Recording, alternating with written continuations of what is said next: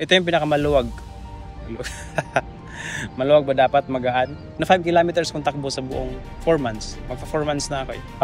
Wala akong ginawang kahit anong video doon sa buong takbo ko eh kasi nakikinig ako ng podcast ng mga runners. Nakaka-inspire din kasi. Habang mini-maintain ko yung zone, yung attention ko is nandun lang sa podcast at saka sa dinadaanan ko. Pero syempre, struggle din minsan sa yung mga malalalim na English ba.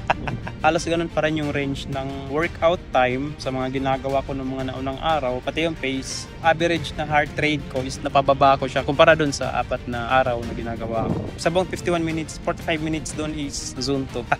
3 minutes lang yung zone 3 na napasingit ngayon. Parang ang laking tulong ng pinapakinggan ko para mas makapokus pa ba dun sa takbo na hindi sobrang bilis, hindi rin sobrang bagal. So stay lang talaga ako dun sa range ng zone 2. Kaya yun, napakaaliwalas pa rin pagkatapos ng 5K. Yun nga lang, dahil nga relax, so 340 calories lang yung nasunog. So yun, pang 80 days ko ng takbo ngayon. Parang kailan lang ano. Tapos day 5 sa zone 2. Tapos yun nga, pinakamaaliwalas na takbo. Pero di ako sure kung maaliwalas ba ang tamang term. Baka alam nyo.